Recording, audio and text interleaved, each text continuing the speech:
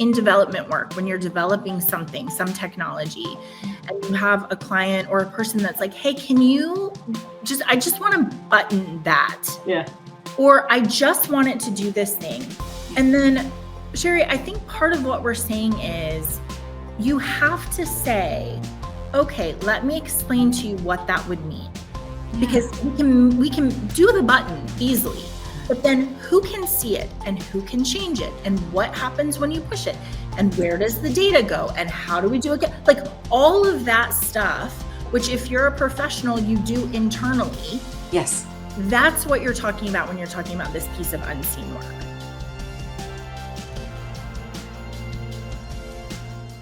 Hello, everybody. Welcome to another episode of Cap and Gown. I'm Rachel Phillips-Buck, VP for Student Success. I will eventually be joined by Dr. Sherry Woosley today to have a great conversation about unseen work. But for now, Matt and I are driving back from the SAC-COC conference in Nashville. So we had to stop so that we could do our podcast today. We had a great time spending time with our clients and meeting new people. And so that was really fun. And I know from having spent the last couple of days with all of our practitioners and schools that this is a really hard week for many of you. It is the week before finals, which means you have a lot of work that you're doing to make sure your students are registered, that they're ready for their finals, that they have their plans for next semester all set up. So this will be just a nice break for you to think about some of the work that you've been doing. And Sherry and I are going to have a great conversation about how you can make that really transparent so that people understand everything that's involved with all of the different steps that you have. But first, we are going to get started with State of the Union.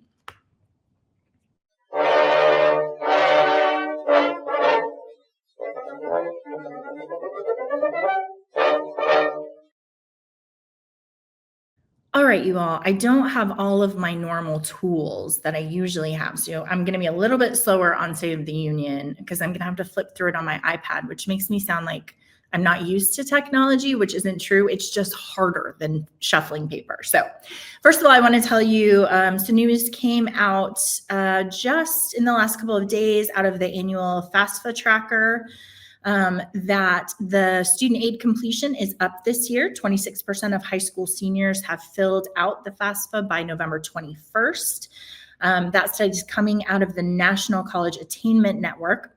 So that's an 11.7% increase up over the number of students who completed the form on the same date last year, which was the last time that the form successfully launched.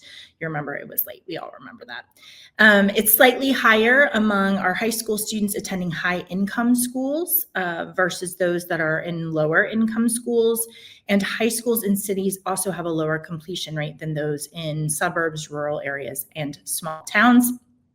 And Indiana is the winner of the states that have the highest FAFSA completion at 38.1%. Alaska has the lowest with 10.7%. So I'm happy to be bringing you some relatively normal, kind of boring information about FAFSA instead of all of the excitement that we've had over the last couple of years. Another thing that's changing is that colleges are now being labeled as low earners if their graduates make less than a high school graduate in their state or nationally. So first-time graduates who are applying for FAFSA now are going to receive like a little warning if they indicate interest in a school that don't have graduates who are earning more money than adults with high school diplomas. That is basically just trying to make sure that our students have more information about all of their different options.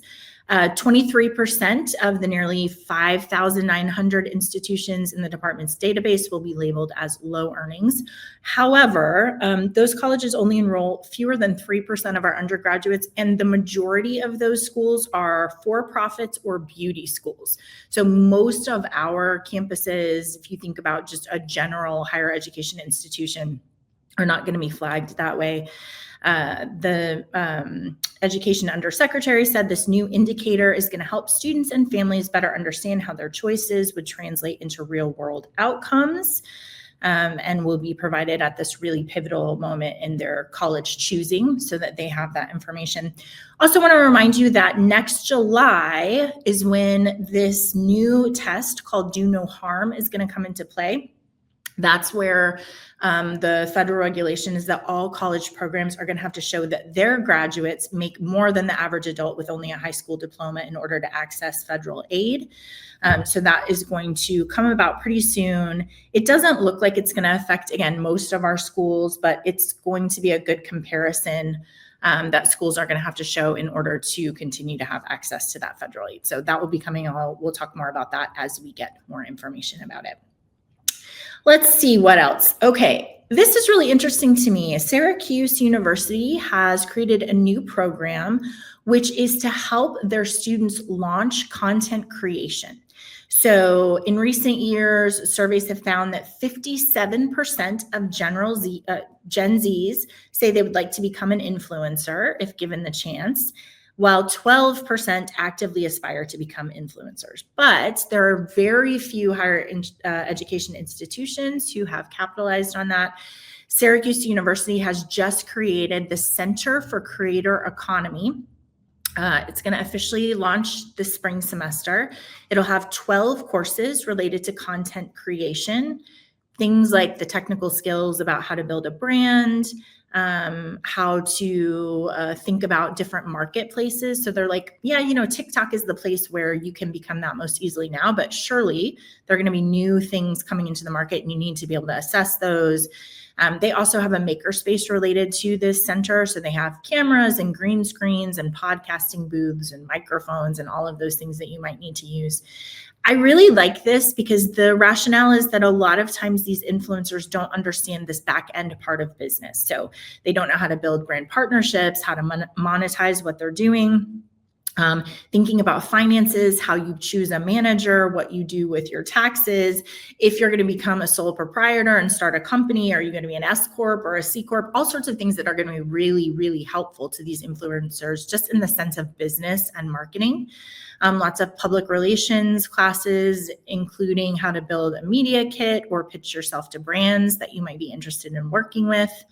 And a lot of schools, although they haven't taken this further step of creating a center for content creators, a lot of them are partnering with students who went to their schools who are famous influencers, partnering with them to promote their institution, to do a day in the life video on those students' channels. So that's an interesting collaboration there. One more thing, curriculum about how to come across confidently on camera.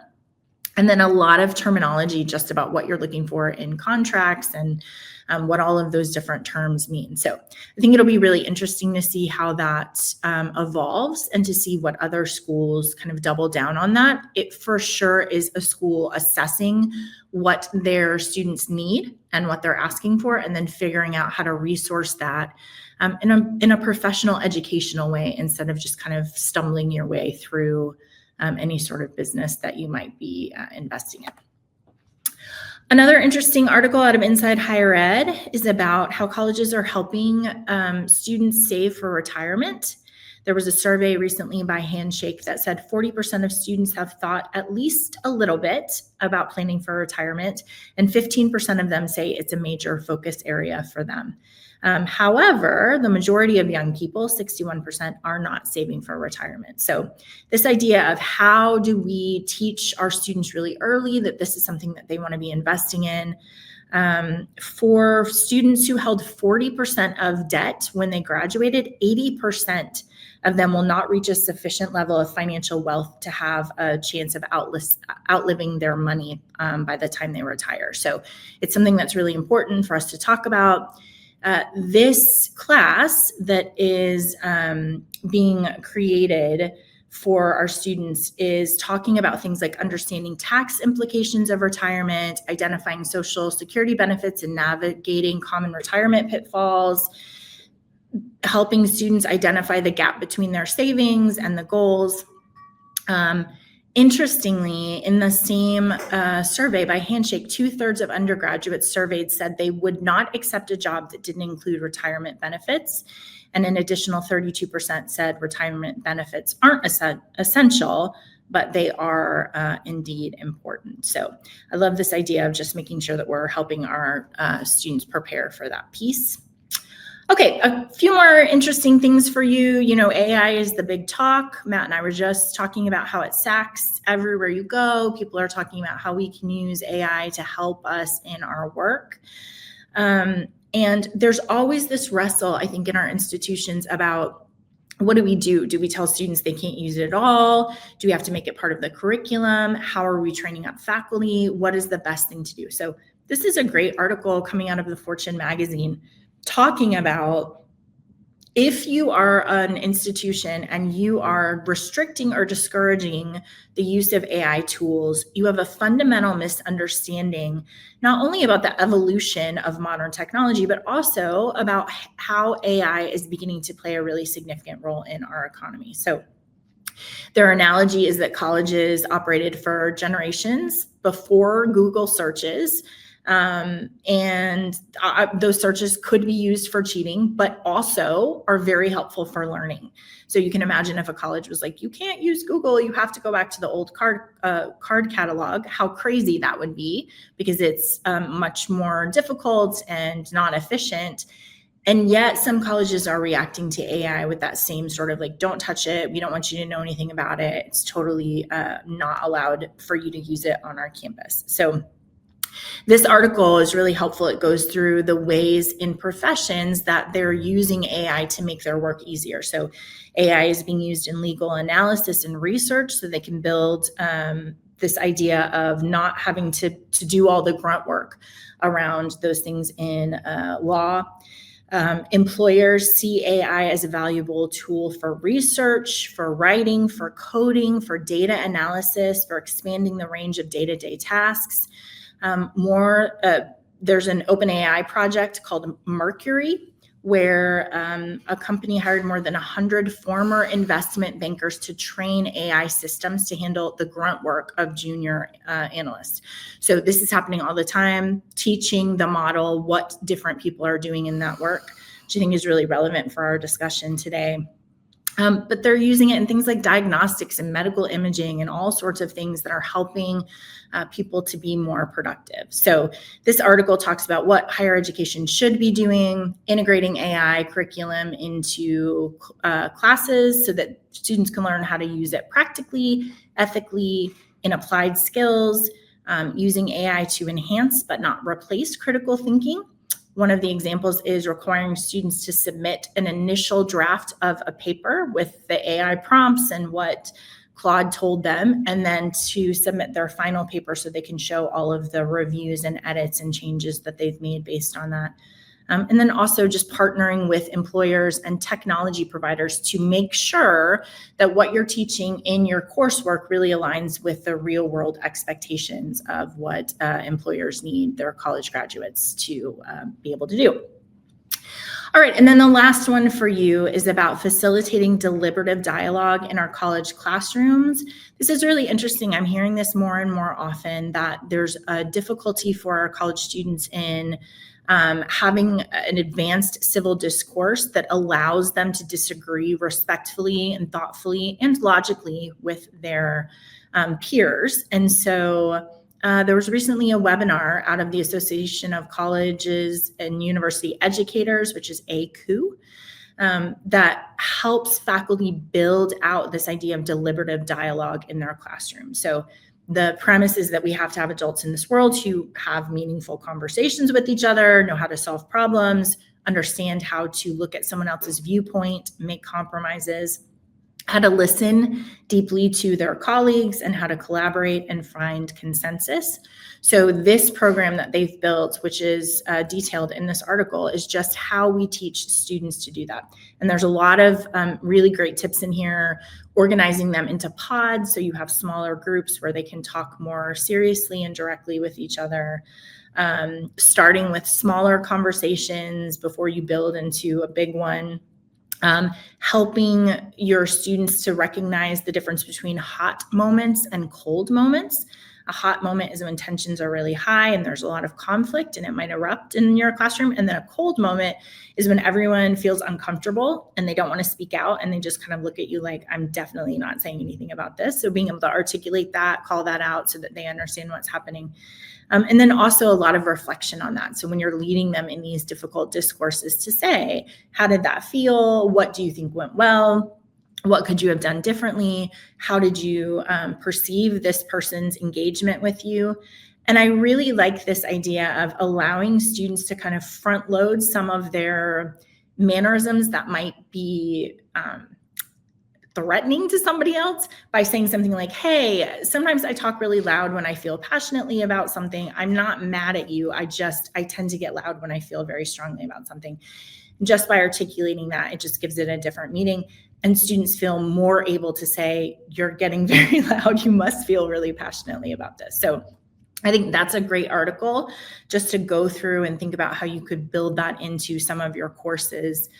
Because I do, like I said, think that that is becoming more and more something that our professionals, both in student development and in academics, are seeing as a place that we need to build up our students' abilities and give them a lot of practice around to have civil, thoughtful discourse instead of this idea debate where somebody is right and somebody is wrong, somebody wins and somebody loses. All right, you guys, that is the state of the union. So I'm happy to have all of those. I know that we are all looking forward to some time off.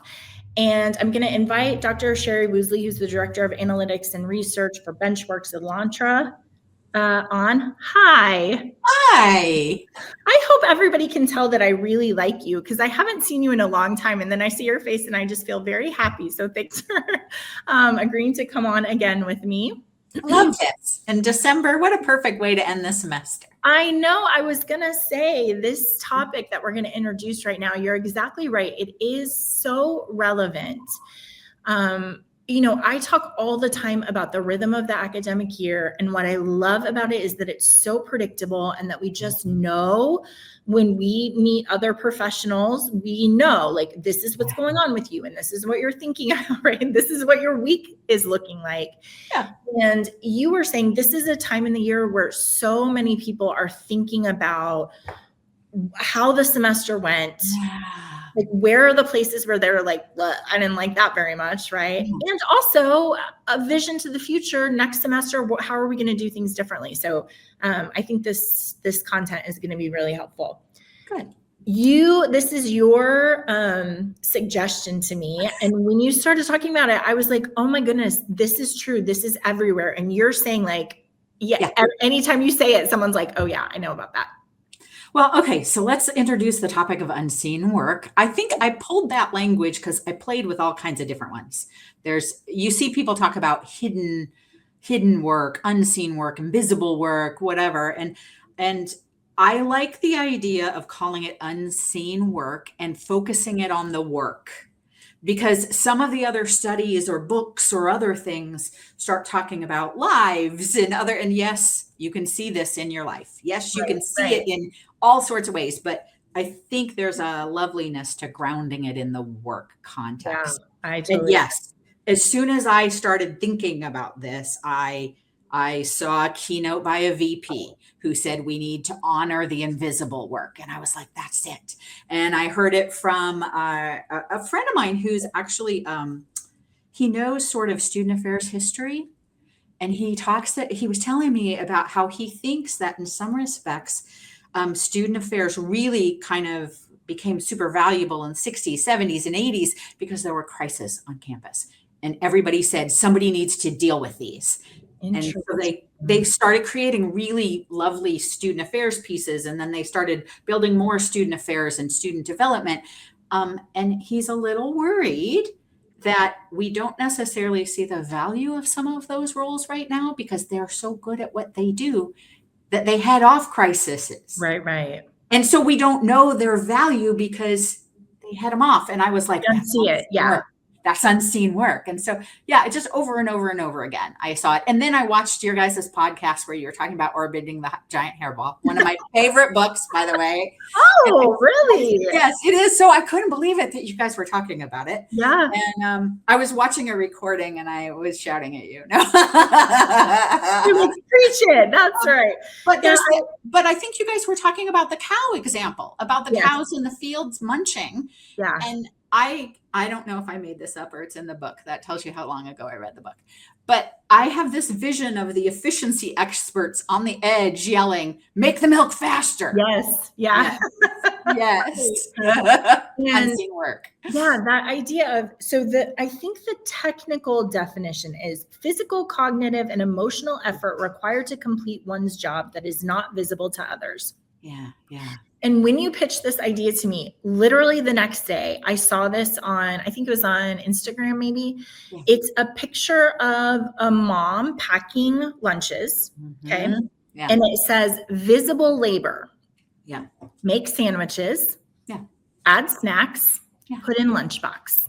Okay. Mm-hmm. And then the next piece says invisible labor. Remember who hates crust. Check if it's a nut-free day. Ensure we have a protein, veggie, and carb. Remember that Asia's friend gets jealous when you pack Lunchables for her. Write a note for the shy kid that's having a hard week in class. Check that the water bottles are clean. Mental math on grocery needs and set a reminder to stock the lunch account. And I was like, that is exactly what Sherry is talking about. Yeah. Which is, can you just pack the lunches? And you're like, yeah, I can just. Well, and you and I have talked about this in the student success realm.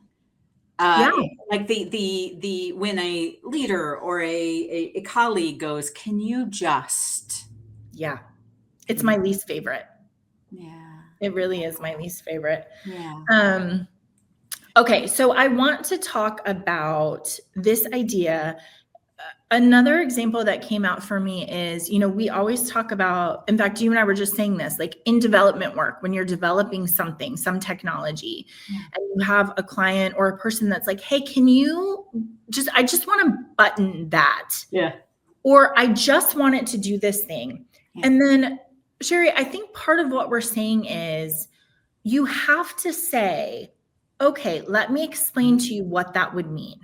Yeah. Because we can do the button easily, but then who can see it and who can change it and what happens when you push it and where does the data go and how do we do it? Like all of that stuff, which if you're a professional, you do internally. Yes. That's what you're talking about when you're talking about this piece of unseen work. Yeah.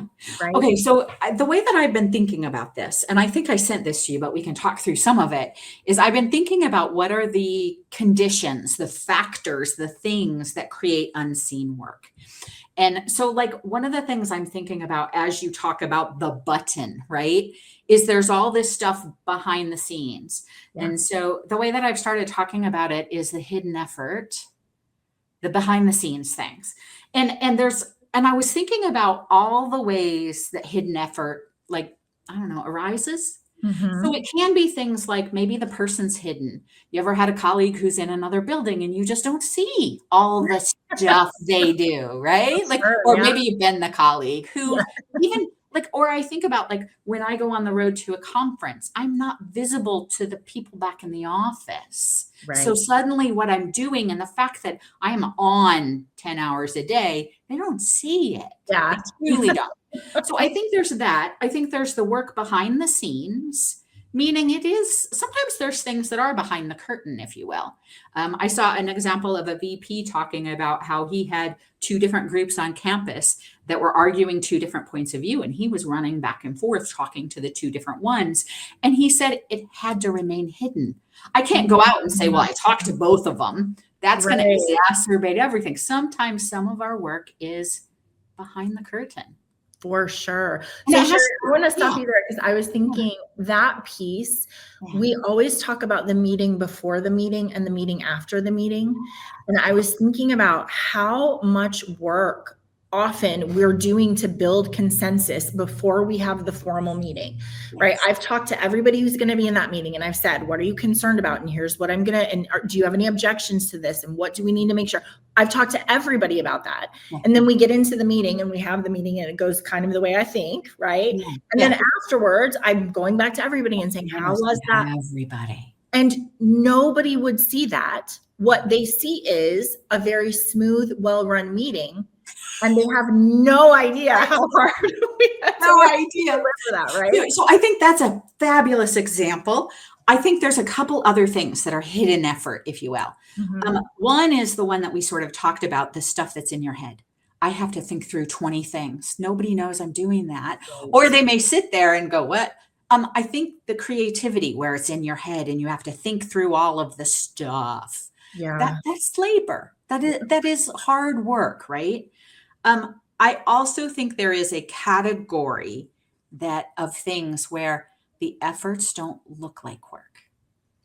Maybe I'm having coffee with somebody, but I do that regularly to keep that relationship, to get information, to make sure that those communication lines are open. It just looks like I'm having coffee. Right. That's right.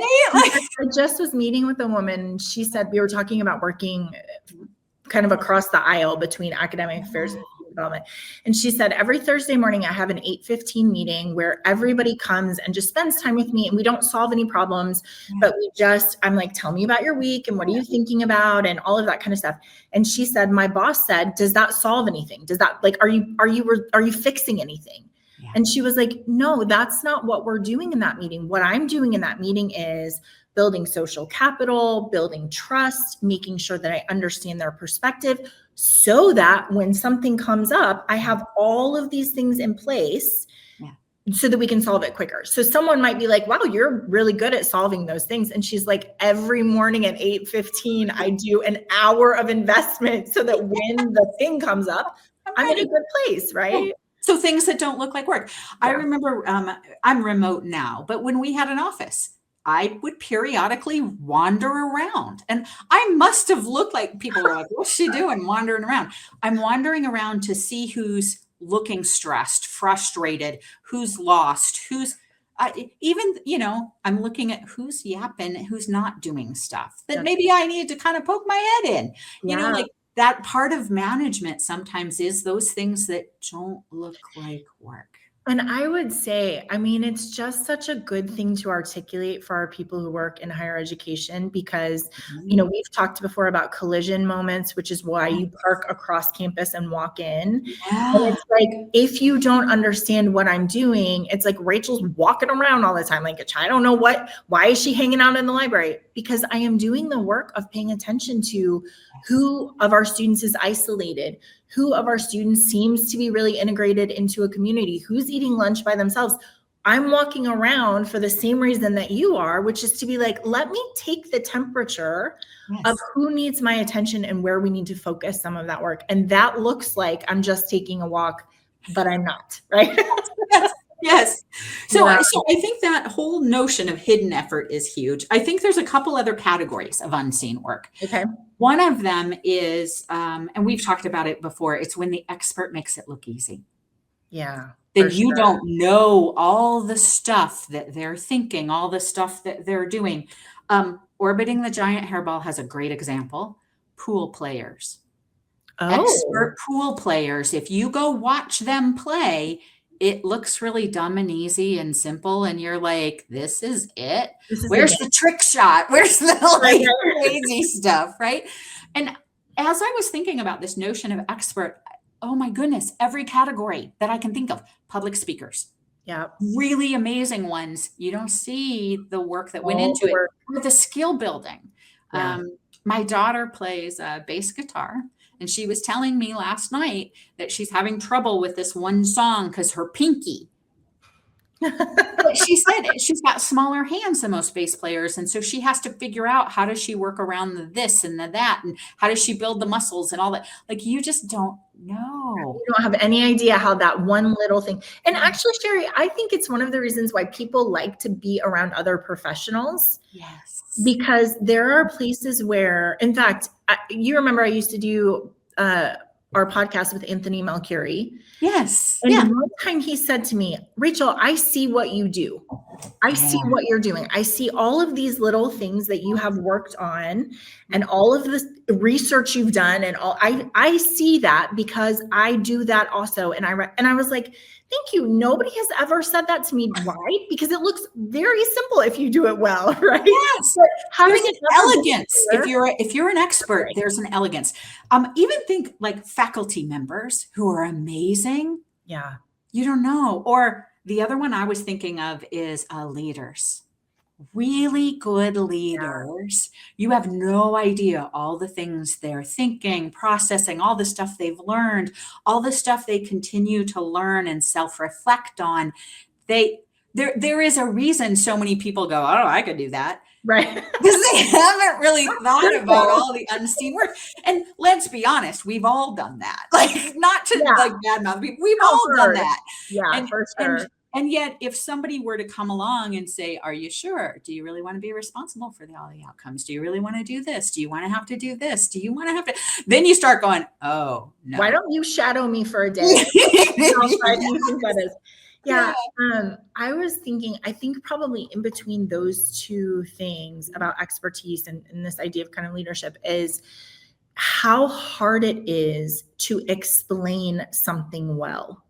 Mm-hmm. And I think you and I are similar about this in that I will understand a thing and I will spend a very long time being like, okay, how am I going to translate this into something that's understandable, that is sticky, that I don't have 4 hours to help somebody understand this. How do I explain something really well? And then we go to a meeting and I do it. And it's like, oh yeah, that's really simple. Yeah, thanks. That was a simple concept. And you're like, days. That took me days. Yes. I was thinking about that. The way that you explain success debt. Right. Is a perfect example of that, where somebody really has thought through it. Okay. So one other condition that creates unseen work that I want to tell you. Yeah. Is to me around outcomes. It's when the outcome is prevention or absence, like I gave you the example of student development and student affairs. Yeah. But I also think in some respects, sometimes student success is that way. When the outcome is that you're creating an environment and supporting a student so they stay. Yeah. You don't, unless you have some numbers or something, there's not anything. I also think in situations, and student success falls right into this, when there are not clear links between our efforts and the outcome. When the outcome is really complicated and has lots of factors, how do you say that our efforts did with that? Yeah. Right? Okay, so Sherry, let's work backwards because I do want to apply this to this idea of student success. So one of the things I was thinking about in terms of this outcome piece. Yeah. I was working with a school a couple of years ago and they had lower retention than they had before. Okay. And in the meeting, the discussion was, why is this our retention? I don't understand what.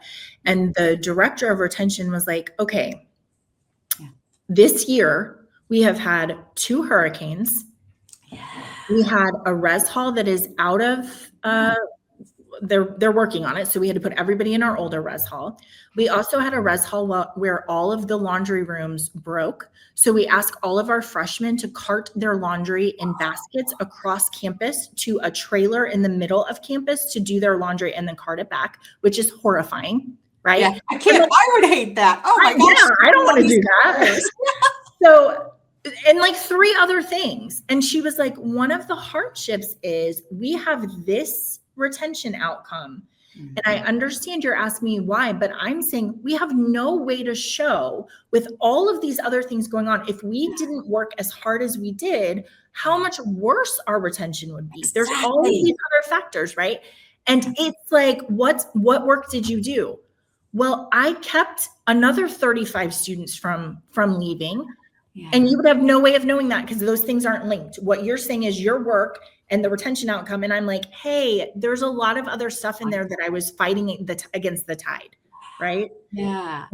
So I think that's just that idea of how do we actually make these linkages between the work we're doing and the outcome we're seeing, and Yeah. acknowledge those mitigating factors as well. Yeah. Yeah. Well, and I think, I mean, I'm a data person, but the world is complex and people in particular are really complex. So Yeah. you can do a whole lot of things. That doesn't mean you're going to be able to absolutely prove it, which is why some of this work is unseen, is invisible, or the impact of it is invisible, Yeah, right? for sure. I think we've come a long way, because the other category is when the outcomes aren't even measured. And there were a lot of things that are not measured. We Yeah. don't often do a good job of measuring culture. Or like, I think of myself as a manager or a supervisor. There's a lot of outcomes of things I do that we do not measure. Yeah, that's right. You know? We just don't. Yeah. But they're really important to the success and the performance of my team. Yeah. Well, and I don't know. Yeah. Okay, so I think we can move to kind of the solution of this, because I think there are some things that we can do there. Absolutely. But I do want to talk about this idea of something else that you have said, which is, as you're talking about like a pool player, Yeah. which is the underestimating the value of experience. Yeah. Which, when I think about things like cooking, and if someone if someone had never cooked before, and I'm like, we're going to make something really simple, so we're just going to do this, right? And then I'm like, wait a second, I'm starting up here, and we literally are talking about, how do you know the size of the flame on the gas stove to cook? What does low medium mean, right? And when do we do the salt, and when do we, and there's an underestimation, I think both for people who are doing the unseen work, Yeah. as well as those who don't. Like, and you're thinking about a lot of things that you don't realize you're holding in cognitive load in your head. Yeah. Matt and I were just listening to this podcast about I think it was called Swim Towards the Shark. Do you know This American Life? Yes, Sure. love that one. Yeah. This was one, Swim Towards the Shark, and they were talking about these people were out in the ocean, and this guy was getting attacked by a shark, and his two friends took off after him to go and save him. Okay. And Ira Glass was like, well, why did you do that? Like, weren't you afraid you were going to get bitten? And the one guy was a trained, like a lifeguard swimmer, like very well trained. Yeah. And he was like, well, first of all, it's a red tide, which means the shark probably couldn't see, which means he didn't mean to bite the guy, which means then when he did, he probably went away. And he just went through all of this calculus about, should I go back to the shore? Should I save him? No, there's nobody in the lifeguard boat. And when he laid it all out, I thought, that is such a good example of him being like, well, sometimes you just know what you should do. And then when you dig into that a little bit more, there's all this unseen calculus that goes on in his brain to say, this is the right decision. Yeah. And that's hard to unpack and teach, because oftentimes you don't even know what are all the things you thought of. No. Right? Well, I think that is where sometimes organizations get into trouble with assuming that, we could just replace somebody with a new person. And you're like, do we understand all of all of the relationships, all of the thinking, all of the experience? They know not to go over to that office. That office can't help. They know a ton of things. Yeah. And we talk about institutional knowledge, but I think sometimes we underestimate. Well, Sherry, I wonder if it's actually a good way to uncover some of that hidden work by saying, there are things that you would write down. We want you to document what you do. There are things that you would write down, and that's the work we know you do, right? And then I run this, and then I do this, and then I check this, and then I look at it, whatever. But one of the ways to really uncover that unseen work is to then go through and be like, can we fill in the gaps between all of these things that you've never articulated, that thought process, that social capital, the decisions that you're making and how you're weighing things and all this stuff. We just don't make it transparent. No. Well, and one of the things I think that we need to be a little bit careful of as we talk about unseen work is there is this notion of make everything transparent. Right. And we got to be a little careful of that, because I mean, if I had time to know everything that my people do, I wouldn't have a job because I wouldn't have time for any of it. Right. So I think there's this thing of bucketing or categorizing things so Yeah. that we understand what kinds of things fall into what buckets. Where do we really need expert knowledge? Where don't we need it? Mhm. Where is there a big difference between the effort and the outcome, so that we understand where we're investing unseen work? Yeah. But I have, and I'm sure you've had experiences like this, where you've gone into an organization and the person above you doesn't know your stuff, and they're like, well, we'll just make checklists and I'm like, oh my goodness, you're going to have me spend more time on the checklist than actually doing the work, and that's not good for the organization Yeah. either. For sure.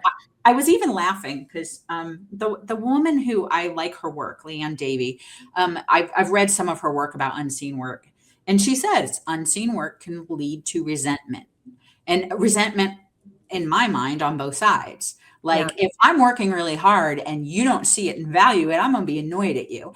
Yep. Or if I'm looking at you going, she doesn't look like she's working that do? hard, and I'm working really hard, I'm going to get mad at you. So it kind of can go both. Yeah, that's really interesting. I think it's related to this other caveat that I think we have about unseen work, which is, in slow productivity, he says you have to trust unseen work, because displaying busyness to prove that you're working is also not healthy. Right. So there's this weird line of like, we don't want to do performative busy work. Right. I'm sending emails. I'm always answering. I'm blah, blah, blah. But are you really doing any like meaningful work? No, because you're so busy performing busy that there's not a lot of substance. And at the same time, I would say a lot of people I know, to your point, are on the other side, which is, you've asked me to do something and you have no idea how complicated that thing is.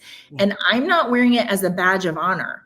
And I'm not saying like, oh my gosh, now I have to blah, blah, blah. I'm just saying, if it's that important, I need you to understand this is what you're asking me to do. Is that what you want me to do? Yes, it is. Okay, great. Then I'll do it. Right. Yep. But you do have to be very careful about how you balance those two things. It's such a line, isn't it? Well, and I was even thinking, oftentimes when we think of unseen work, we think of it from a negative light, right? Like, if people don't see it, I'm not getting credit. But there are certain parts of our jobs that we kind of do want to be unseen, because we want it. We want to have autonomy for how we do it. We want to have freedom for how we do it. For sure. And if you're going to like, how many people talk about being micromanaged? Nobody wants that either. So I think you're exactly right to think of this as a tough line. So Sherry, that's really interesting, because I was thinking about, Matt talks about backstage work, like work that you do that maybe your customers or your students don't see. And so it's interesting, right? Because you have these two pieces. You have like, I don't want my students to feel like I'm working so hard to figure out where you are so I can get you to go to class. Or I have been to the cafeteria 5 times this week to try to find you. I'm happy you finally showed up. Like, we want that to feel to them very, very effortless. And like, I just ran into you and I'm genuinely interested in you. Not that I've done all this busy work for that. Yeah. You're not a burden. I actually care about you. Yeah. But then also there's this other piece of then like your colleagues or your boss who you at least want to understand. Just go find the student and make them go to class is more than what you're saying it is, right? So it's interesting that you might have 2 different audiences there. Absolutely. And you would really want some of those things to remain unseen for some of them. And then for other audiences, you'd be like, but can you just say, it's hard? That would be great. Thanks. That's good. Well, isn't that in some respects sometimes why having a boss who understands the work is so valuable? Yeah. Because they know when they ask you something and they're kind of like, I know this is really hard. It's a lot. Yeah. Please squeeze this in. And they're coming from a place of knowledge, and that's helpful. But oftentimes we don't get that benefit. Yeah. And that's interesting too, because I think that comes from a place of trust. Yes. Where, first of all, I would hope that anyone I work with would know if something is a lot. Yeah. And I seem to not understand that they would say. In fact, one time Rachel Elam said, "Hey, Rachel, I just want you to know when you forward a ticket, you just forward it to support without including the client. Let me show you what I have to do." And then she's like, "I have to go into the ticket and I have to find who sent it. And then I have to add them in. And then I have to send a reply and then I have to add you." And I was like, "Oh my gosh, I'm so sorry. What can I do?" And she's like, "If you'll just include them on the reply and say, I forwarded this to support, I don't have to do those 10 steps." And I was like, "Thank you." Easy. Yeah. Totally welcome. Yeah. I love that. That trust both ways to say, I'm allowed to tell you when it's really hard. And then also, I think as a leader to be able to say, I know that you actually are willing to do a lot of work, a lot of hard work, even if it's not important to this task. By that, I mean, I've asked you to do something and you know it's going to be 5 days. And I need to say, how much work is that going to take? And if you say 5 days, I'm going to say, you know what, never mind. We'll think of something. Yeah, let's figure out a different way. We're going to do something else because that is not 5 days worth, right? Yeah. So it's a really interesting balance of how you trust each other. Yes. I will take care of you and listen to that, but also you have to be able to tell me what those things are. Yeah. So, yeah, it's good. Okay. So let's see, a couple of other things that we want to make sure we talk about. We talked about, can you just do this thing? I was just talking to somebody who said on their campus, someone was like, "Hey, can you just align our spring 6-week and 6-week and 12-week and 16-week courses with our summer courses so that we can always have this amount of time between them?" And she was like, "I don't think you understand. I don't think you understand what you just asked me." And so then she said, "Here are all of the constituents who would be involved in that. We have parents, we have students, we have registrars, we have faculty, we have all of these when our res halls are open, when the cafeteria is open," and laid it out. And is that what we want to be doing? And the person was like, "Okay, never mind." I thought that would be a good idea. It sounded really good in my head. I'm sorry I spoke it. Right? Yeah. If we could just do that, that would be really great. Thinking of another example of the unseen work that takes to build a program. Yes. And Sherry, you and I know, I mean, people adopt technology and they adopt surveys and processes on their campus, and they build so much faculty buy-in and procedures and expectations. Yeah. And then you have a boss who's like, "Hey, we get this other thing. It's free. We're going to do this." And you're like, you have no idea how much unseen work I'm about to have to do because I'm going to burn this thing that I've just invested in. Yes. And have to start all over again. And I think that conversation is oftentimes overlooked. Well, change management, there's so much of it that doesn't look like work, and it is so fundamental to the success and outcome of a project. Yeah, that's absolutely right. Okay, so let's talk about some things that we can do. Okay. You talk about this idea of, first of all, individually, I have to notice, what am I doing? Can you talk about that? Yeah. Well, I will tell you, like, this whole notion of unseen work has been a theme of my work world for a decade. And I just never had the quite language to it. But I think we have to understand, like, we live our jobs. What do other people not know? What do they not see?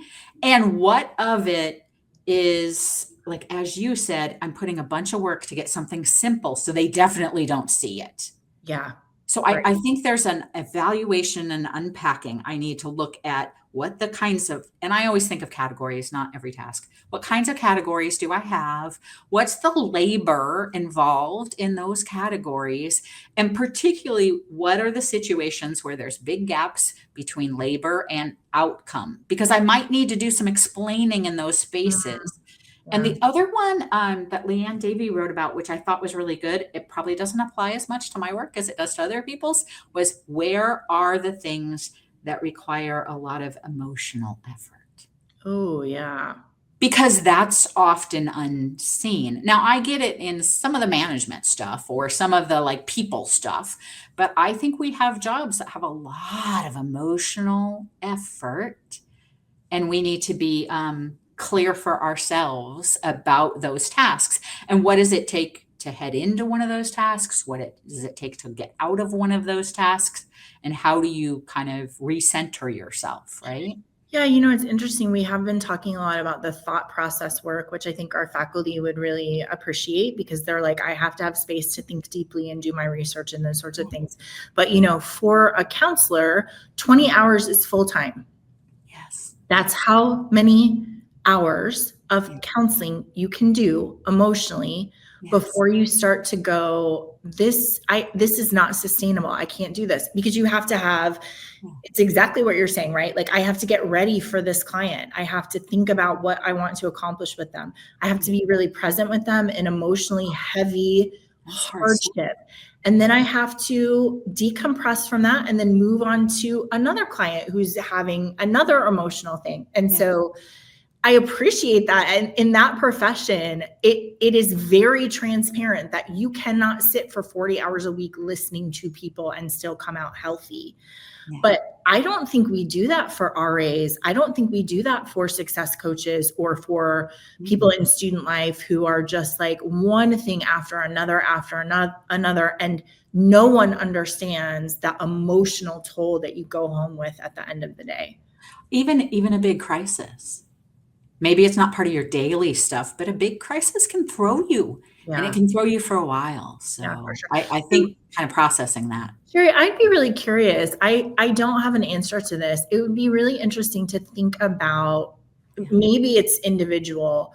What are the markers for you that this was a taxing thing you just did, even though it maybe doesn't look like you did very much? Like, where are the places where you're like when I want to go home at the end of the day and just play Candy Crush for the next 20 hours. Yes. It means I'm tired. When I put my headphones on and tell the family, you guys, I need Brene Brown was talking about this concept of locking. And how you have to, she said, think of some of the locks on rivers where you have to raise the water or lower the water. And somebody was saying, well, can't you do that faster? And the response was, not unless you want the boat to flip. And she said that we need locks and those times.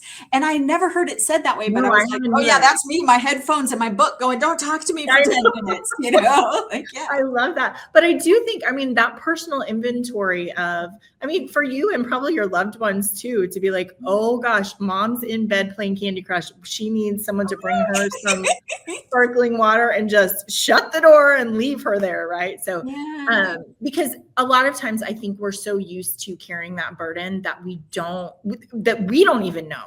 No. We don't even know, wow, you did a lot of really hard things today. And it's okay for you to then just decompress a little bit.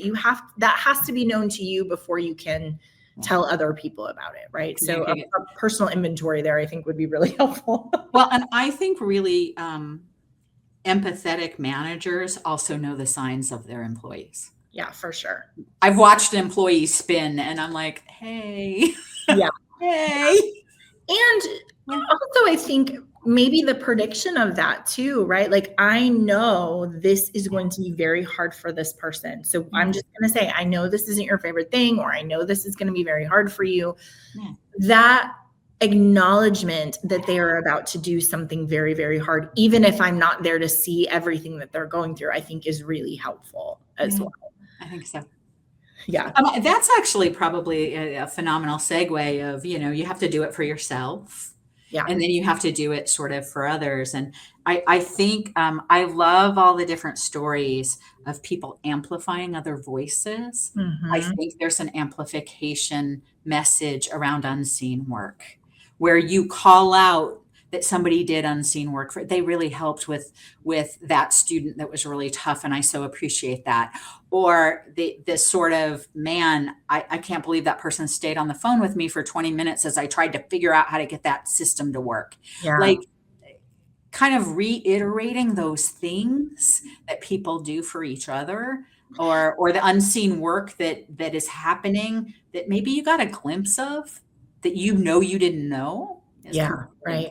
Yeah, that's, I've been thinking a lot about this idea of that we criticize in private, but we compliment in public. Yes. But if I have some critique or I have something I have to say about you, then you and I will do that together. But if you've done something amazing, I want to talk to everybody about that. And that's a great opportunity. Callie was just telling me that one of another coworker, Tori, fixed something for her that was taking a lot of time. And Tori was like, hey, I can do this. And she did some magic. And now it's like gone from an hour project to like a 2-second project. Yes. Well, that's a great example because I would never know that happened. I would never know that there was all this work that Callie was needing to do that was hard.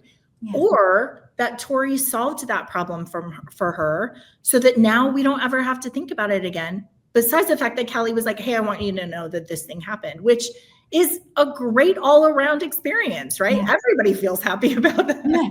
Well, and if Tori is spending some of her time doing those things and you're unaware, you may be kind of going, why isn't she doing her job? When in fact, that is a huge part of her job for the benefit of all of us. She should get some credit for that hard work, which no one would have known about except for the fact that Callie mentioned it. So yeah that's a great example. I do really think, especially if you're a manager or, Sherry, I think we could also say this about students. I like the idea of saying, can you show me what it takes to do that? Yeah. Because we're wrong a lot of times. But I'm thinking about a student. I mean, I have seen emails to students before where if I said, show me what it takes for you to register for your classes, and they show me this email that they got that's 18 paragraphs long and 7 steps they have to do and 5 people they have to talk to. And they're like, well, first I have to open and digest. I have to understand this thing. Right there, I would be like, hold on a second.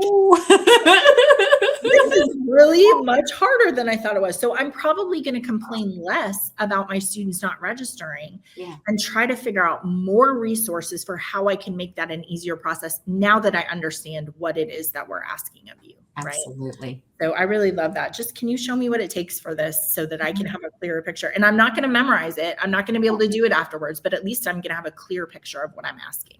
I'm going to be a lot more empathetic to you when you say it's hard. Yeah, for sure. And I'm also going to, with that amplification thing, when other people say it's hard, I'm going to be a voice to say, or when other people say, well, can't they just, I'm going to go, I don't think you understand what it takes. It's more than you think, for sure. Yeah. Okay, let's see. You have one other, which is increasing visibility of others, which is this idea of amplification, right? How do we call out those things? Yeah. I always laugh about the president who I showed all of the student success work that people are doing. And he said, that looks like a lot of work.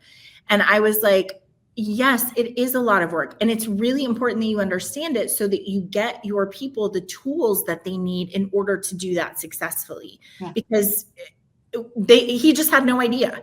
Yeah. It's like, identify a student and go make them go to class. And you're like, no. There's a lot of other things there that we have to talk about. And like that VP said, we need to honor this work, and you can't honor it if you think it's simple. If you think it's easy. Yeah. That's exactly right.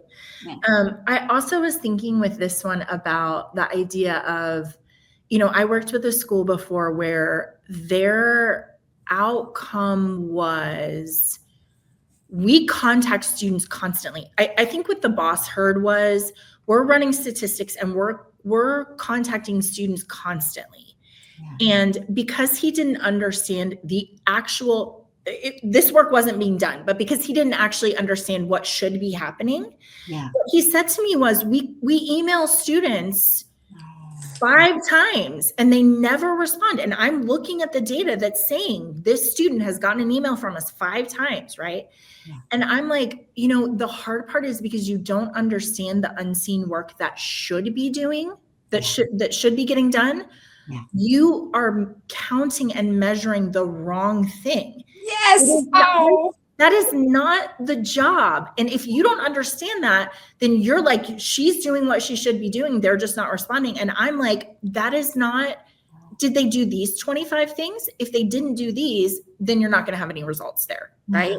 Yeah. So we measured, it's the measurement, you get what you measure. And is that really what you wanted? You wanted the number of anybody? No, it's not helping anybody at all. No. Okay, so Sherry, I have some action items for us, but I do want to talk about one more piece, and that is, I just think about the unseen work. I want to call out something that is about to happen that I've had a lot of conversation with people, especially in the last week, and that is academic suspension appeals. Yeah. Okay, I know it's not the topic of our conversation. However, first of all, accepting an appeal is the easiest part of that job. Taking the rubber stamp and saying yes or no is the easiest part of that job. Yeah. And if you don't understand the job, you'd be like, you just sit in a room and you say, what do you guys think? Yes, no. I mean, it's like a bet. We'll just see kind of what happens, right? But I think about, first of all of the time that people spend in a room, weighty considerations about what we're going to do this for the student to set them up for success, to make sure that we're not putting them in a situation that they cannot be successful. Right. So both, we want to give you a path, but also we don't want to your detriment either way. Yeah. And I was just talking to somebody who was saying, in those suspension meetings, the appeals, it is like they're doing things like looking at patterns of attendance. So they don't want to know how many absences. They want to know, was there a week that was very hard for you where you didn't go to any classes, but then otherwise you did a great job? Or was it every Wednesday because you had a job that made it hard for you to get into your class? And so we want to talk about that. And I bring that up just to say that level of detail, if you haven't done that kind of work, would never occur to you that people are spending that kind of time trying to discern what is the right thing to do for the student. And you have to be able to articulate that. Here's how much care we give to these suspensions, because we don't want to say, yeah, let them back in. And then they struggle. And we're like, well, yeah, sorry, that's hard. You know, sometimes you struggle and there's nothing to be done about it. That's easy work. It's easy just to say, yes, good luck. Right? I love that example, and I love it for because of the thinking and the care and the other things, and because it does communicate so many things, and it's so much better if you describe that to a leader than we spend 20 minutes on each one. Yeah, that's exactly right. Here's exactly what we're doing and thinking, and that's important for you to know. Okay, so our action items, and again, this is really good timing. First of all, document 1 or 2 things, the most challenging things where the idea is you have unseen tasks you maybe never have articulated. Write them down. I think you will be shocked. I think you will really be shocked at so much of that cognitive load that you're carrying for those tasks. And then swap lists with somebody and let's do a little counseling of like, oh my gosh, Sherry, you do so many things to prepare for a podcast. You read and you research and you make sure you have good examples and all of that kind of stuff. And that's so much so that looks really seamless and fluent for other people. But I acknowledge that and I see that, and I'm so glad to see all the things. Thank you. We swap and acknowledge with our colleagues. And then how do you brainstorm about, are there things in here which maybe I've held on to because it's a badge of honor because it's hard? Are there things that we can make easier? Right? And make easier, let go, move to somebody else, especially if I'm carrying the bulk of unseen work on my team. That might indicate an issue. Yeah, for sure. And then lastly, how do we commit to help our colleagues with that unseen work, either by acknowledging it or helping them think through how they can do that a little bit differently so that it's not quite as hard. That idea of the thought load being your cognitive load, what you have to think about, your emotional burden, what it takes to be able to engage with other people, and then divided by how much energy do you have today in this season at this point in the semester. All of those things are really helpful conversations for us to have with our colleagues, to just uncover it and to do a better job of acknowledging some of that unseen work, which can for sure build resentment. Yeah. Well, and having the conversation is really part of the solution. Yeah, I totally agree with that. Well, thank you for another great conversation. I think this is going to be something that we're going to have to put into practice at Ferris, because I would just hate to think that there are things that people are like, Rachel has no idea how hard that is. And she asks me to do it all the time. And I'm going to be like, make a list for me. I'm not going to memorize it, but at least I'll be able to see like, that's a lot of things that you're doing. So yeah, help me understand. Let's dig in a little bit without micromanaging. Just understanding.